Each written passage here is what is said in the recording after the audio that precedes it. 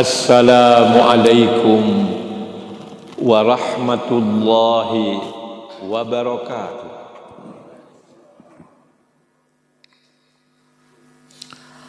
Alhamdulillahi rabbil alamin. Wa bihi nasta'inu ala umurid dunya waddin. Ashhadu an la ilaha illallah wahdahu la syarika lah. Al-malikul haqqul mubin. Wa ashhadu anna Muhammadan abduhu wa rasuluh. Shadiqul wa'dil amin. Allahumma salli wa sallim ala abdika wa rasulika khatamin nabiyyin sayyidina wa habibina wa syafi'ina Muhammadinil mab'uthi rahmatan lil alamin wa ala alihi wa ashabihi ajma'in wa ba'du. Bapak-bapak, ibu-ibu, saudara-saudari, jamaah subuh yang dimuliakan Allah.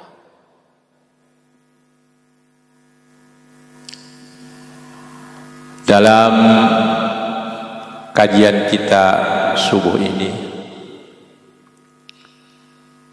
saya ingin memberikan catatan terhadap amalan yang biasa kita lakukan di masjid ini berupa wirid atau bacaan-bacaan zikir setelah melaksanakan kewajiban sholat fardu 5 waktu. Imam mengajak para jemaah untuk bersama-sama membaca sebuah doa yang terkenal dengan sebutan Sayyidul Istighfar. Nama Sayyidul Istighfar ini diberikan langsung oleh baginda Rasulullah Muhammad sallallahu alaihi wasallam.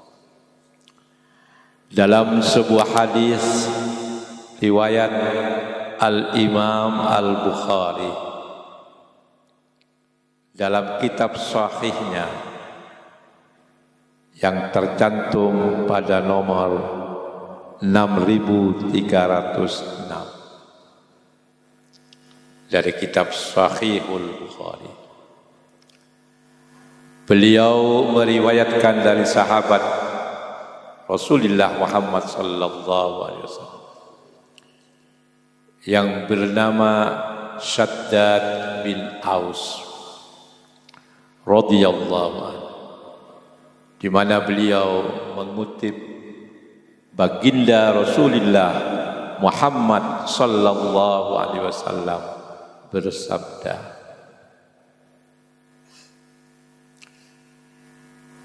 Sayyidul Istighfar ayyaqulal abdu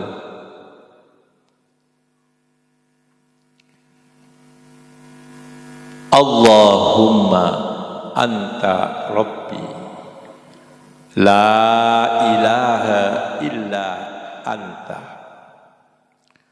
khalaqtani wa ana abduka wa ana ala ahdika wa wa'dika mastata'tu a'udzu bika min syarri ma sana'tu abu'u laka bi ni'matika alayya wa abu'u bi dhanbi faghfirli fa innahu la yaghfiru dhunuba illa anta. Yang disebut dengan Sayyidul Istighfar, penghulunya pemimpinnya. Istighfar artinya istighfar yang paling top, istighfar yang paling utama, istighfar yang paling terkemuka, penghulu dari segala bentuk istighfar, bentuk permohonan ampunan kepada Allah Subhanahu wa taala, ialah perkataan seorang hamba, ucapan seorang hamba Allah yang berbunyi, Allahumma anta rabbi, la ilaha illa anta. Ya Allah, Allahumma anta rabbi, engkaulah Tuhanku. Bukan yang lain, tapi engkaulah ya Allah Tuhanku, Rabbku. La ilaha illa anta, tidak ada Tuhan yang wajib dan layak untuk disembah kecuali Engkau. Hanya Engkau yang layak dan wajib disembah, bukan yang lain. Khalaqtani wa ana abduka, Engkau telah ciptakan aku ya Allah. Khalaqtani wa ana abduka, dan aku adalah hamba-Mu yang harus beribadah, mengabdi, bersujud di hadapan-Mu.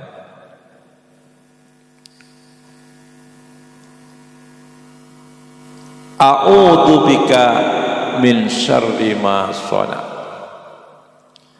Aku berlindung kepadamu ya Allah dari akibat buruk perbuatan yang telah aku lakukan. Abu ulaka binikmatika alayya, aku juga akui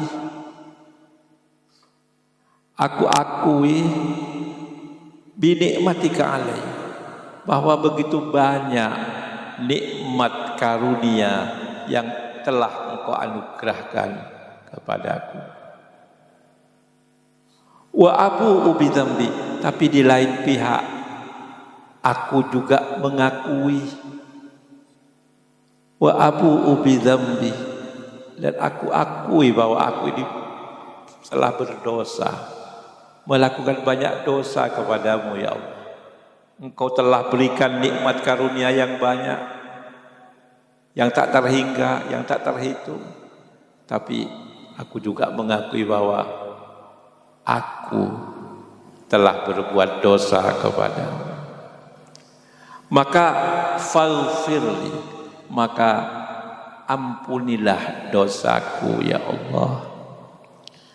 Fa innahu la yaghfiru dzunuba illa anta, karena sesungguhnya tidak ada yang bisa mengampuni dosa-dosa itu illa anta, kecuali Engkau. Yang lain tidak bisa. Ya, para pemimpin, para ulama, para habib, para kiai, para wali tidak bisa mengampuni dosa-dosa kita, kecuali yang bisa mengampuni itu adalah Allah Subhanahu wa ta'ala semata. Fa innahu la yaghfiru dzunuba illa anta. Setelah Nabi mengajarkan kepada kita ucapan Sayyidul Istighfar yang tadi, yang biasa kita amalkan di masjid kita ini, lalu beliau melanjutkan, wa man qalaha minan nahari muqinan biha famata min yaumihi qabla ayyumsiya fahuwa min ahlil jannah. Maka barang siapa yang mengucapkan kalimat sayyidul istighfar yang biasa kita lantunkan setiap waktu itu, mukinan, dalam keadaan dia yakin dengan ucapannya itu, artinya kalimat-kalimat sayyidul istighfar itu tidak sekedar dihafal, ya, tetapi dihayati betul dan diyakini bahwa kita ini memang kurang baik, sudah diberi nikmat karunia oleh Allah, tapi ternyata masih berbuat dosa, ingkar terhadap apa yang diajarkan Allah dan Rasulnya. Barang siapa membaca kalimat istighfar itu dalam keadaan yakin tentang kebenarannya, menghayati betul kedalaman maknanya, famata min yaumihi, lalu dia meninggal, ya, pada hari itu juga, qabla ayyumsiya, sebelum datang waktu petang. Jadi barang siapa membacanya minan nahar, pada waktu siang hari, lalu disertai keyakinan penuh mengenai ucapannya itu, lalu dia meninggal hari itu juga sebelum sore hari datang, fahuwa min ahlil jannah, maka orang tersebut termasuk ahli surga.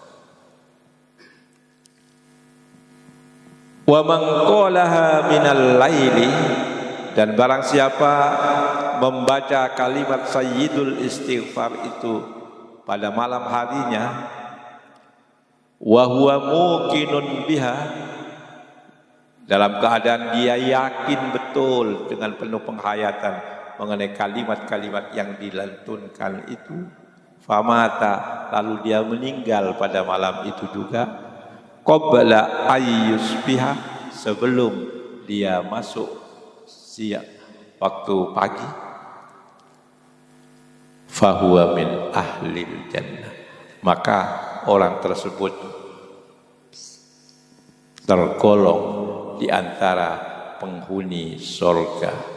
Ini hadis riwayat Imam Al-Bukhari yang kesahihannya tidak mungkin kita ragukan lagi, karena kitab Sahih Al-Bukhari itu kitab hadis yang paling sahih di antara semua kitab hadis yang banyak itu. Sehingga ada Sahih Bukhari itu adalah kitab kedua yang paling sahih setelah Al-Quranul Karim sebagai kodifikasi dari wahyu Allah Subhanahu wa ta'ala. Bapak-bapak, ibu-ibu, saudara-saudari sekalian, alhamdulillah kita bisa mengamalkan bacaan Sayyidul Istighfar ini. Mudah-mudahan kematian yang akan datang kepada kita merupakan kematian yang husnul khatimah, sehingga kita menjadi bagian dari ahlul jannah. Amin ya rabbal alamin. Nah, begitu istimewanya Sayyidul Istighfar ini, sehingga sayang kalau kita tinggalkan. Tolong yang belum hafal supaya dihafal betul, karena itu sangat penting untuk bekal hidup kita, terutama untuk menyongsong hari yang pasti datang, yakni kematian kita. Itulah keistimewaannya. Lalu mengapa ucapan yang seperti itu kok begitu pentingnya sampai-sampai disebut sebagai Sayyidul Istighfar, penghulunya istighfar. Kita kenal istilah Sayyid ini kan, ada Sayyidul Ayyam, ada Sayyidul Syuhur, ada Sayyidul Anbiya wal Mursalin. Sayyid ini ya, artinya adalah penghulu yang paling utama, yang paling top, yang paling terkemuka. Sayyidul Ayyam, penghulu dari segala hari, yakni hari Jumat. Artinya hari Jumat itu di mata agama kita merupakan hari yang paling utama dibandingkan dengan 6 hari yang lain. Kita mengenal juga Sayyidus Syuhur, penghulu dari segala bulan. Bulan yang 12 itu penghulunya disebut sebagai Sayyidus Syuhur, penghulu segala bulan. Bulan yang paling utama, bulan yang paling top adalah Syahrul Ramadan. Ada Sayyidul Anbiya wal Mursalin, sayyidnya, penghulunya para nabi dan rasul. Artinya nabi dan rasul yang paling utama. Siapa gerangan? Dia adalah junjungan kita Nabi besar Muhammad sallallahu alaihi wasallam.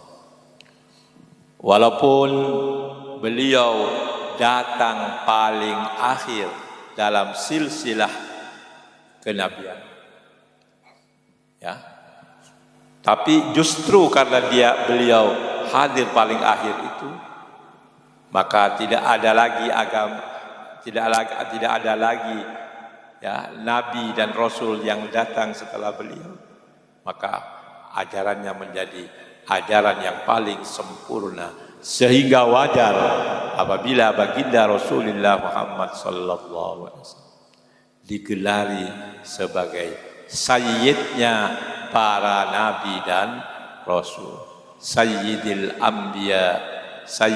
anbiya wal mursalin. Nah, kalimat-kalimat yang teruntai dalam Sayyidul Istighfar itu memang sangat layak untuk disebut istighfar yang paling top markotop. Kita mengenal berbagai bentuk istighfar. Istighfar itu arti asalnya adalah memohon ampunan, dari kata kerja ghafara yaghfiru, ya, maghfirah lalu dibentuk menjadi istaghfara yastaghfiru, istighfar. Kalau ghafara yaghfiru, ya, maghfiratan, itu artinya adalah mengampuni. Lalu menjadi istaghfar yastaghfiru, ada tambahan huruf alif atau hamzah, ditambah sin, ditambah dengan ta, sehingga ghafara menjadi istaghfar.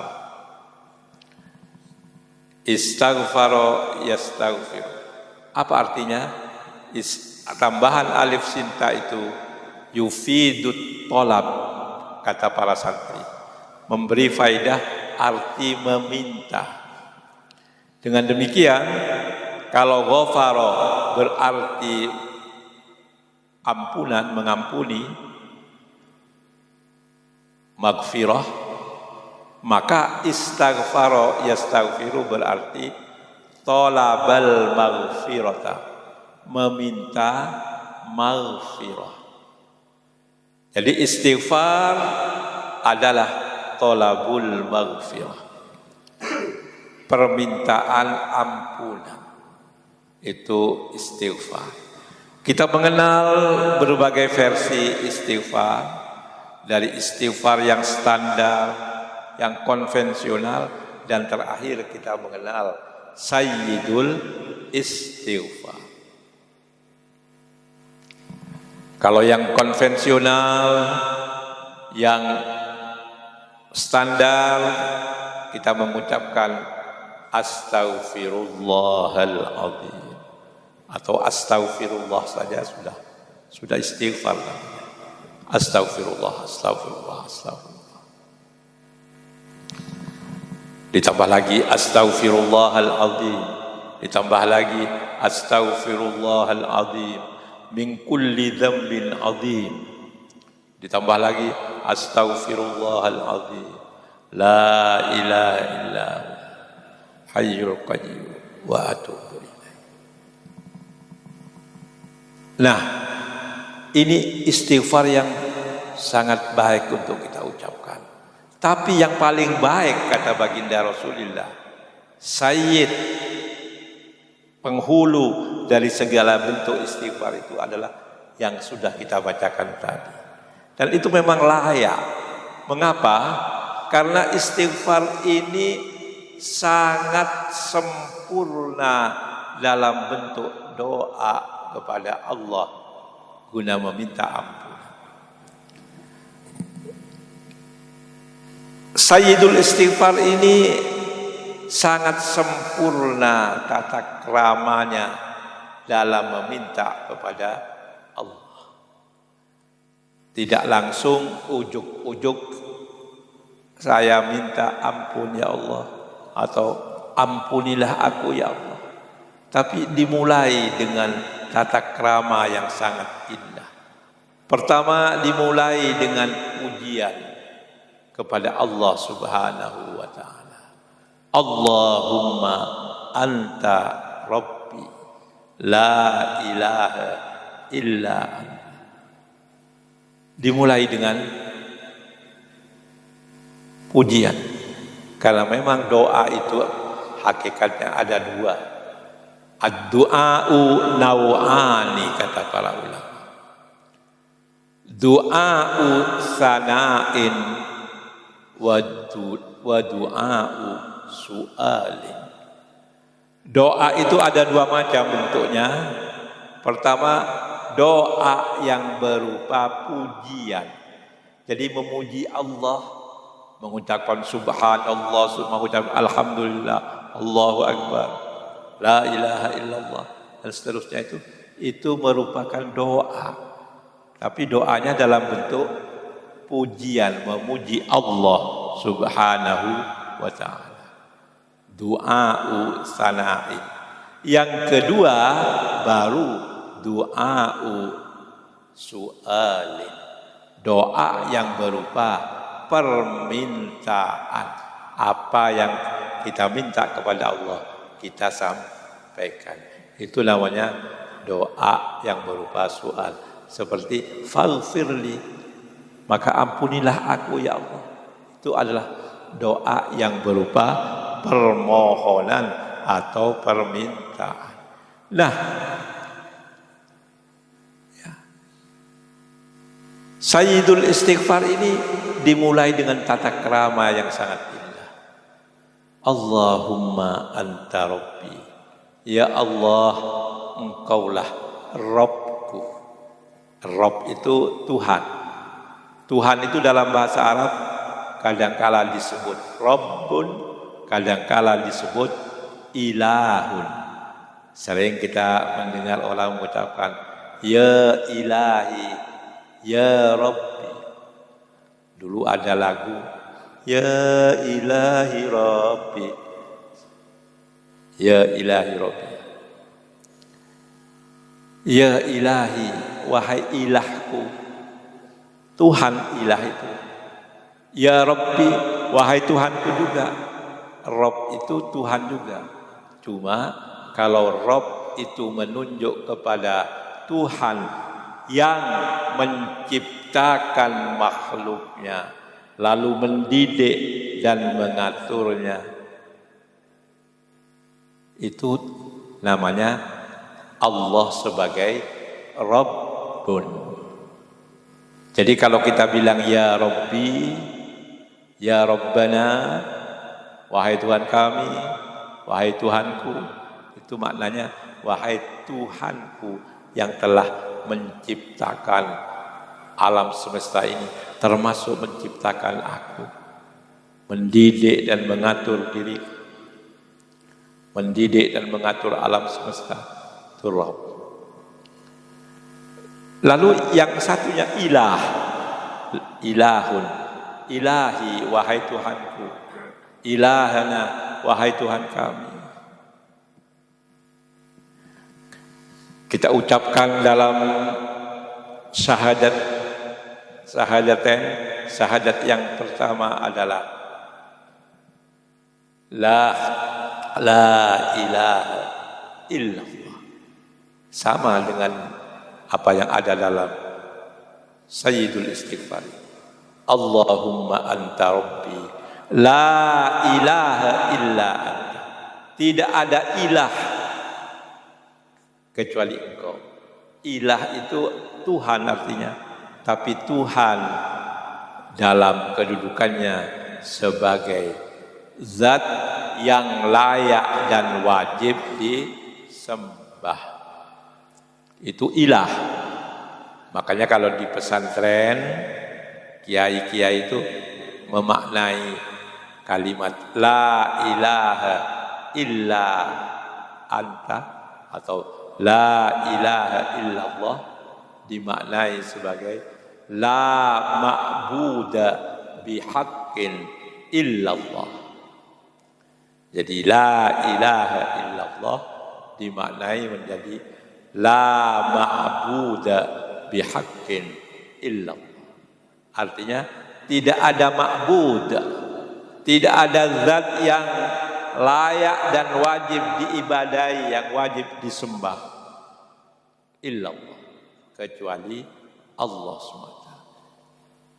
Jadi kalimat-kalimat awal dari Sayyidul Istighfar ini merupakan pujian kepada Allah, baik Allah sebagai Rabb maupun Allah sebagai ilah. Inilah yang disebut oleh sebagian ulama dengan istilah tauhid rububiyah dan tauhid uluhiyah. Tauhid rububiyah artinya mengesahkan Allah sebagai satu-satunya Rabb, satu-satunya Tuhan yang mencipta, mengatur dan mendidik alam semesta. Sedangkan tauhid uluhiyah adalah mengesahkan Allah sebagai satu-satunya Tuhan yang layak dan wajib disembah. Jadi diawali dulu dengan pujian. Dan memang sebaiknya kita itu begitu dalam berdoa itu. Jangan langsung ujuk-ujuk minta carikan jodoh.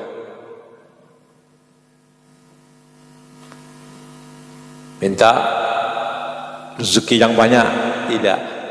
Pujian-pujian dulu. Du'a'u sana'in dulu. Makanya saya walaupun saya mengakui adanya dua versi iftitah, dua versi doa iftitah. Ada yang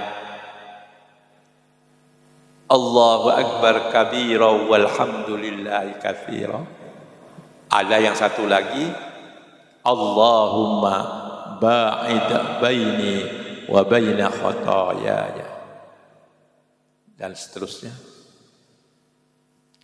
Walaupun saya mengakui kedua-duanya itu sebagai bersumber dari baginda Rasulullah Muhammad sallallahu alaihi wasallam melalui periwayatan hadis-hadis yang sahih, tapi kecenderungan saya, terus terang, kecenderungan saya lebih kepada kabirah. Mengapa demikian? Pertimbangannya bukan karena saya tidak mau atau menyalahkan yang Allahumma ba'id baini, tapi karena versi doa iftitah yang kabirah ini lebih sesuai dengan bentuk doa yang diajarkan oleh baginda Rasulullah Muhammad sallallahu alaihi wasallam. Doa usana'in baru dilanjutkan dengan du'a'u su'ali. Doa yang berupa pujian, baru kemudian permintaan. Tidak ujuk-ujuk, Allahumma ba'id baini wa baina khotoyaya. Ya Allah, jauhkanlah antara aku dengan kesalahan-kesalahanku, sebagaimana Engkau jauhkan antara timur dan barat. Ini kan langsung permintaan, ujuk-ujuk permintaan. Walaupun ini berasal dari baginda Rasulullah Muhammad sallallahu alaihi wasallam, benar adanya, tapi saya ini lebih serak.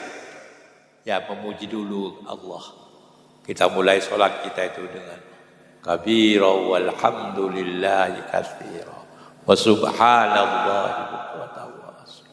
Jadi puji-pujian terus. Dilanjutkan Al-Fatihahnya juga pujian. Alhamdulillahirabbil alamin ar-rahman. Baru ihdinas siratal mustaqim. Baru kita minta kepada Allah petunjuk akan jalan yang lurus. Ini menurut hemat saya, ya, dalam tata krama berdoa kok lebih enak gitu. Baru setelah itu dilanjutkan dengan pengakuan mengenai kita. Jadi setelah sana, setelah ujian, lalu i'tiraf. I'tiraf itu testimoni, pengakuan tentang siapa sebenarnya kita ini. Ya, siapa sebenarnya kita ini? Setelah kita memuji Allah, Allahumma anta rabbi la ilaha illa anta khalaqtani wa ana abduka. Lalu kita katakan, khalaqtani, Engkau telah menciptakan aku ya Allah sebagai Rabb. Sebagai Rabb, Allah telah menciptakan aku. Wa ana abduka, dan aku adalah hamba-Mu. Saya ini siapa? Saya ini adalah hamba. Sangat rendah sebetulnya di hadapan. Ini sebuah iktiraf, sebuah pengakuan diri. Ya. Wa ana abduka wa ana ala ahdika wa wa'dika mastata'tu.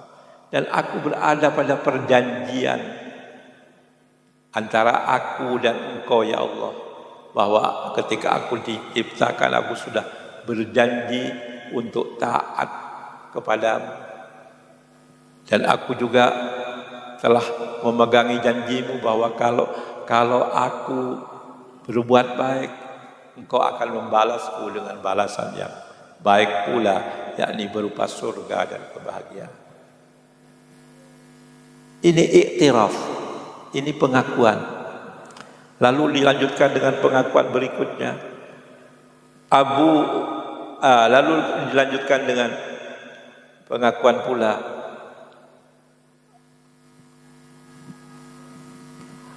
Yakni bahwa kita ini adalah banyak melakukan hal-hal yang salah. Maka aku berlindung kepadamu ya Allah dari akibat kejahatan yang telah aku perbuat. Akibat-akibat buruk yang ditimbulkan oleh apa yang saya perbuat. Entah itu merugikan orang lain, entah itu membuat saya menjadi orang yang berdosa, yang akan menerima akibatnya.